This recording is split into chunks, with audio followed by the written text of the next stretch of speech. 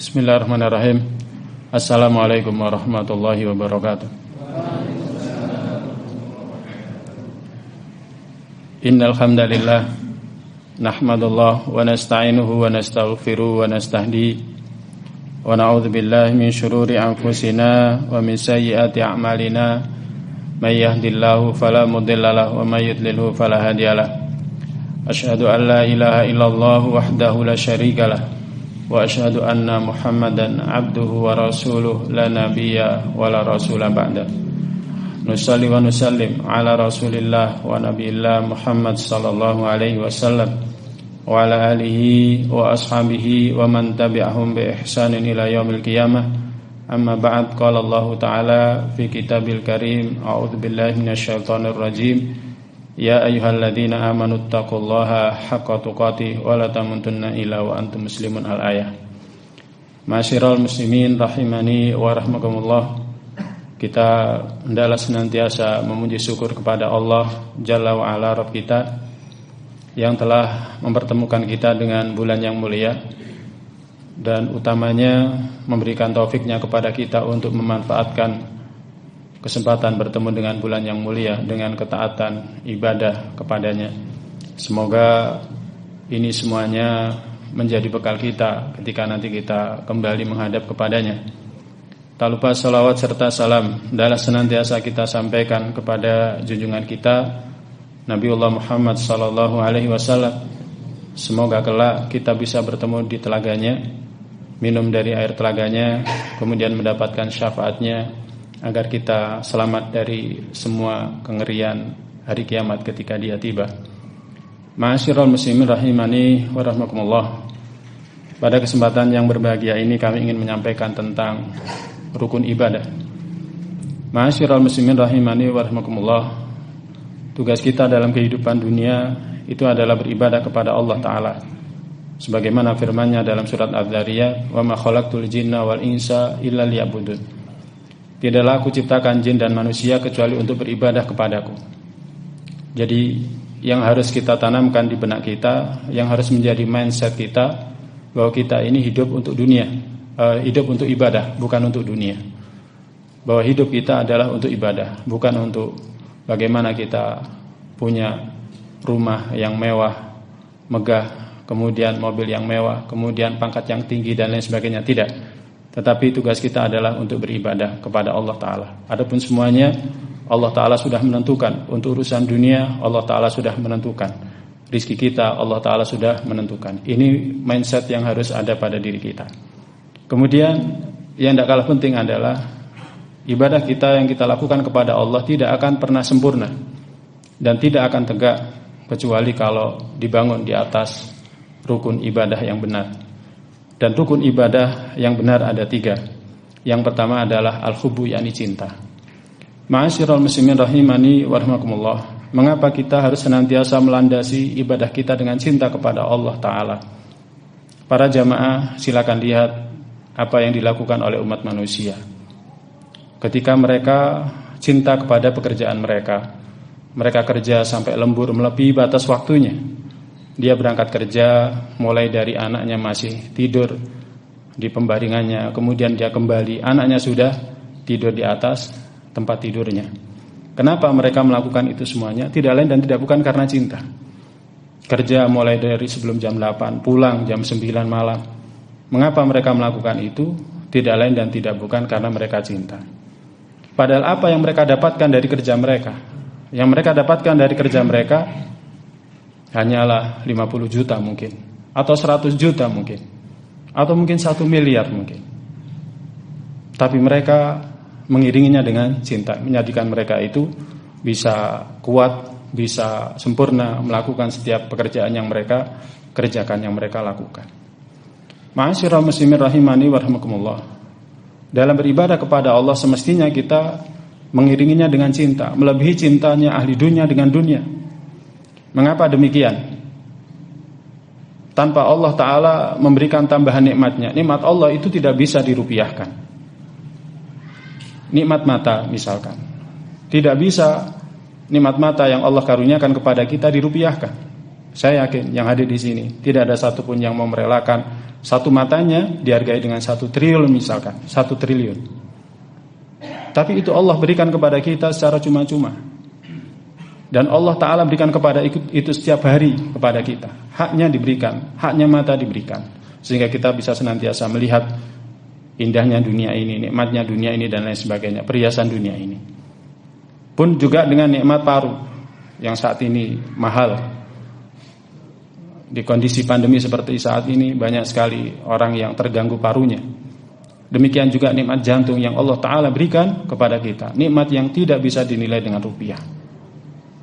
Maka kenapa ketika kita dipanggil oleh Allah Ta'ala kita tidak memenuhi panggilannya dengan cinta, kita tidak sholat dengan cinta, kita justru merasa susah kalau dipanggil oleh Allah. Ketika kita diperintahkan untuk puasa kita merasa susah. Padahal kita saja kalau bekerja mengikuti orang kemudian dipanggil, majikan kita manggil jam 10 harus berada di ruang kerjanya, kita nggak akan bleset untuk mendatangi panggilannya. Padahal di situ kita hanya mendapatkan 10 juta, mendapatkan 40 juta, 50 juta atau 100 juta.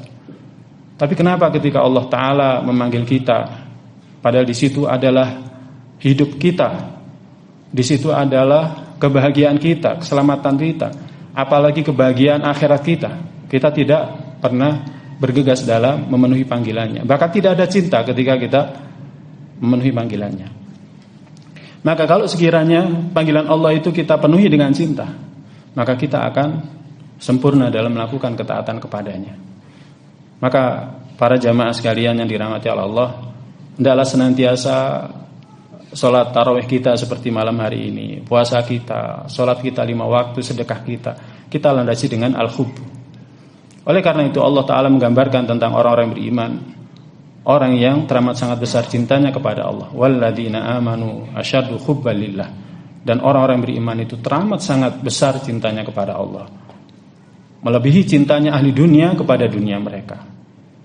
Karena mereka tahu karunia Allah itu tidak bisa dihitung dengan rupiah, tidak bisa dinilai dengan materi. Wa in ta'udu ni'matallahi la tuhsuha. Jika kalian menghitung-hitung nikmat Allah, kalian tidak akan sanggup untuk menghitungnya.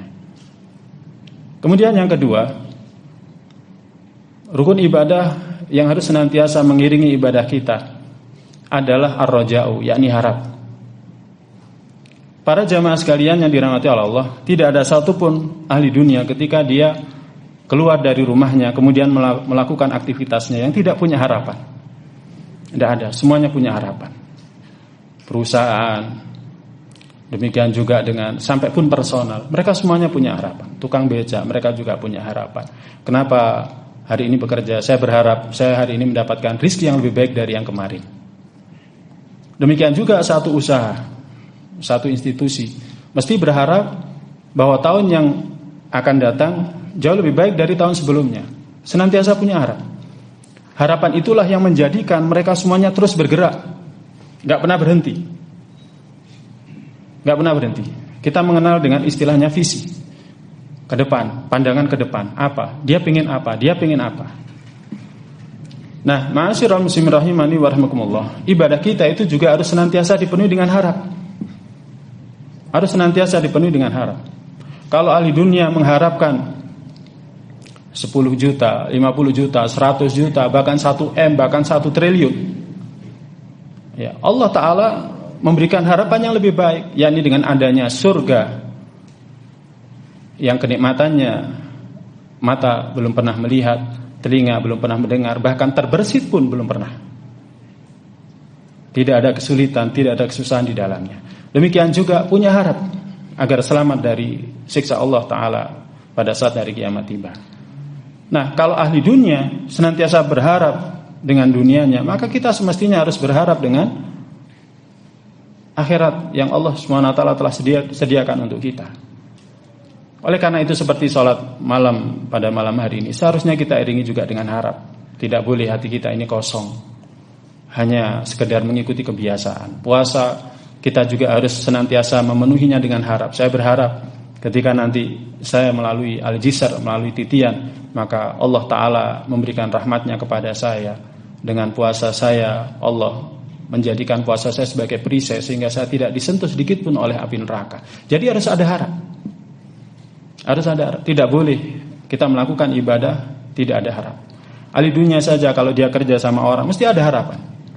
Kenapa? Dia senantiasa patuh taat kepada majikannya agar dia mendapatkan promosi. Kalau dapat promosi, dapat kenaikan gaji. Kalau dapat kenaikan gaji, maka pun juga akan mendapatkan banyak sekali kesejahteraan, kebaikan. Kita kalau urusan dunia senantiasa punya harap. Jangankan yang kerja di satu instansi, kita saja dagang mesti punya harap. Mesti punya keinginan, mesti punya cita-cita. Maka apalagi untuk urusan ibadah, ketaatan, maka harus ada harap. Tidak boleh kosong sama sekali. Hati kita kosong sama sekali, tidak boleh. Berharap agar kita nanti bisa masuk surga melalui salah satu pintunya yang namanya Rayyan. Berharap nanti kita diberikan kasih sayang oleh Allah Ta'ala ketika melewati titian. Ya, berharap agar nanti kita bisa masuk surga, kumpul dengan para sahabat yang mulia, kumpul dengan orang-orang yang soleh, para nabi. Mesti kita rindu, mana sih Nabiullah Yusuf, wajahnya bagaimana, Nabi kita Muhammad SAW mana, saya ingin bertemu dengannya, saya ingin satu tempat yang dekat dengannya. Jadi harus senantiasa ada. Para nabi adalah orang-orang yang senantiasa dipenuhi harapan. Ya, termasuk contoh Nabiullah Yakub alaihissalam yang tidak pernah putus asa dari harapan. Bahkan pesannya kepada anak-anaknya ketika dia menyuruh kepada anak-anaknya untuk mencari Nabiullah Yusuf, saudara sebapak yang beda ibu. Demikian juga dengan adiknya, dengan pesan wala tai'asu min rahillah, janganlah kalian putus asa dari rahmat Allah. Padahal sejak mulai dari Nabiullah Yusuf alaihissalam kecil,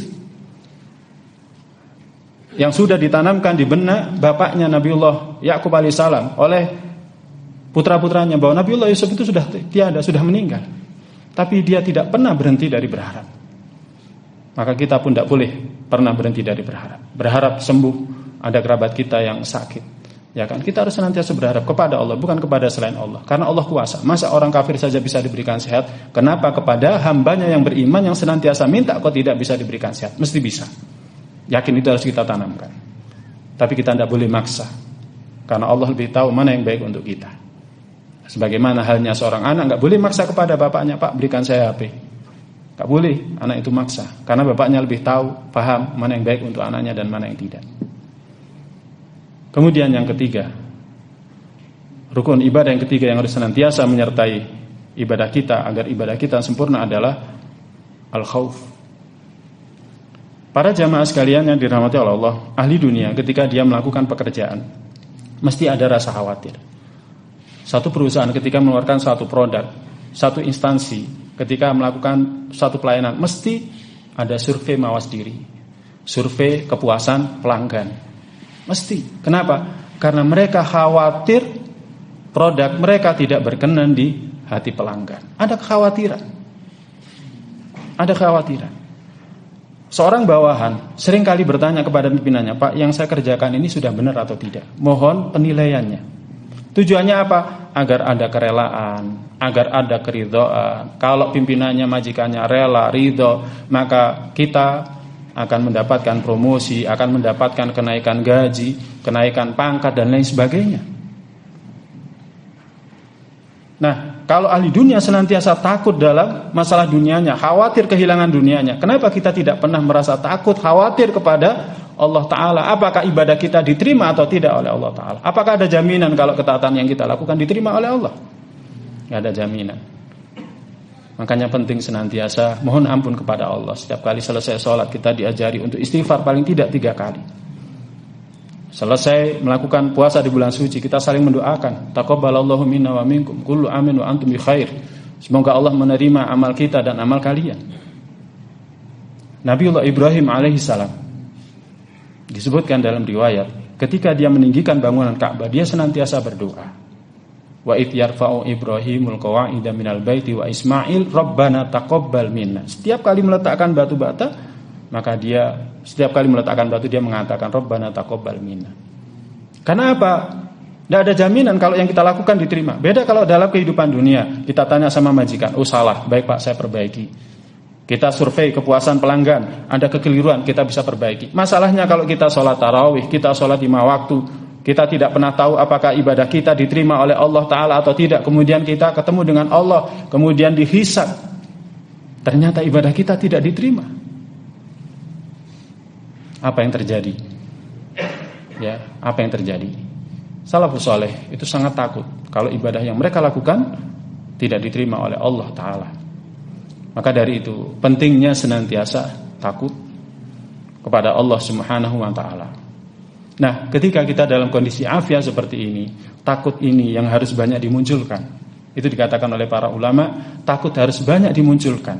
Takut kepada siksa Allah, takut kepada nerakanya Allah, takut kepada siksa kubur, takut bagaimana menjalani kematian yang berat dan lain sebagainya. Nah, 3 rukun ibadah ini para jamaah yang notabene keseluruhannya adalah ibadah hati, ini harus senantiasa mengiringi ibadah kita.